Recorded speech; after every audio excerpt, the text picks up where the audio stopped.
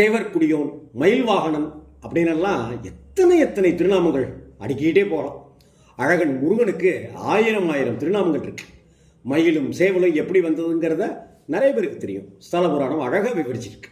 இந்த ரெண்டும் பெருமை பெற்ற ஒரு திருத்தலம்னா அது திருச்செந்தூர் தான். இன்னொரு விஷயம், கடலோரத்தில் கோயில் கொண்டிருக்கிற முருகப்பெருமானுடைய தலங்களில் திருச்செந்தூர் தான் அப்படிப்பட்ட ஒரு தலம்.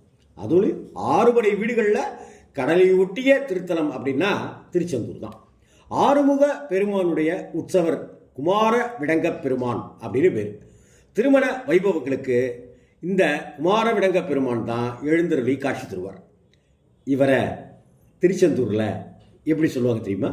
மாப்பிள்ளை சாமி அப்படின்னு தான் கூப்பிடுவாங்க. மீன் பிடிக்கின்ற பரதவர் குலத்தில் பிறந்த தெய்வானையை முருகப்பெருமான் மணந்ததாக பரதகுல பாண்டிய வம்ச நூல் தெரிவிக்குது. அதனால தான் பரதவர்கள் முருகப்பெருமான மச்சாசாமி அப்படின்னும் பாசத்தோடு அழைக்கிறாங்க. மூலவருக்கு போற்றி மடைப்பள்ளியிலும், ஆறுமுகனுக்கு முக்காணியர்கள் மடைப்பள்ளியிலும், இங்கே உள்ள வெங்கடேச பெருமாளுக்கு வைணவ மடப்பள்ளியிலும்னு தனித்தனியே நைவேத்தியங்கள் தயாராகுது திருச்செந்தூர் திருத்தலத்தில்.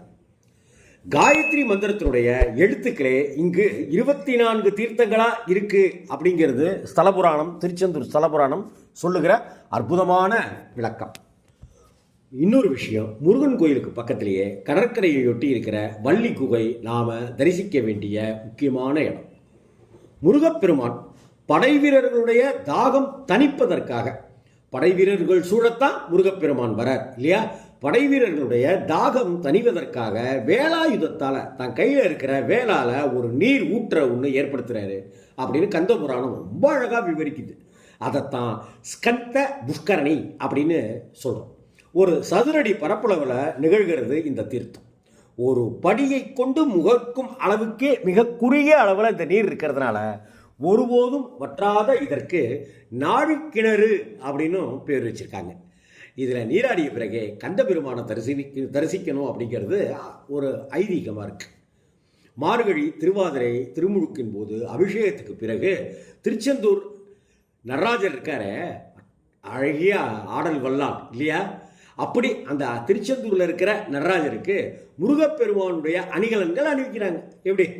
மார்கழி திருவாதிரை திருமுழுக்கின் போது அபிஷேகத்துக்கு பிறகு திருச்செந்தூர் நடராஜருக்கு முருகப்பெருமானுடைய அப்பாவுக்கு பையனுடைய அணிகலன்கள் அணிவிக்கப்படுது. அதாவது அழகன் முருகனுடைய ஆபரணங்கள் ஆடல் வல்லானுக்கு அணிவித்து அழகு பார்க்கப்படுது. இந்த தலத்தில் மாசப்பிறப்பு மற்றும் ஞாயிற்றுக்கிழமைகளில் பள்ளியறை தீபாராதனை முடிஞ்ச பிறகு கொடிமர வணக்கம் செஞ்சுட்டு சண்முக விலாசம் சென்று சூரிய வணக்கம் செய்கிற வழக்கத்தை அடியார்கள் மேற்கொள்வது இன்றைக்கும் தொன்று தொட்டு நடந்துக்கிட்டே இருக்கு. தினமும் காலையில் 5:30 மணிக்கு கொடிமரத்துக்கு முன்னாடி திருவனந்தல் அப்படிங்கிற ஒரு விஸ்வரூப தரிசனம் வெகு விமர்சையாக நடக்கும். அப்போது குமாரோ நிமிஷத்தில் உள்ள துவாதச நமஸ்காரம் அப்படின்னு ஒரு விஷயம் செய்யப்படுது. விராட் புருஷனின் பாதஸ்தானத்தில் செந்தூர் அமைஞ்சிருக்கிறதால இது தினமும் நடைபெறுகிறதுன்னு அங்கே குருக்கள் அண்ணாக்கள் தெரிவிக்கிறாங்க.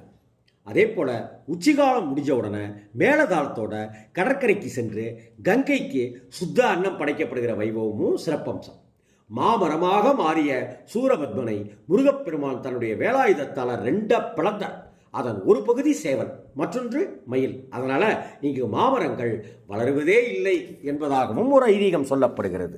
அற்புதமான மாப்பிள்ளை சாமி குடிகொண்டிருக்கிற, செந்திலாண்டவன் குடிகொண்டிருக்கிற, மச்சான் சாமி என்று பரதவர்கள் அழைக்கப்படுகிற அந்த முருகப்பெருமான் கோயில் கொண்டிருக்கிற திருச்செந்தூர் திருத்தலத்துக்கு வந்தால் சகல யோகங்களும் இன்னல்களும் இருந்து நீங்கி நம்மை இன்புறச் செய்வதற்காகவே அவதரித்திருக்கிற அந்த க்ஷேத்திரத்தை, அந்த திருத்தலத்தை நாம் வணங்கி ஆராதனைகள் செய்வோம்.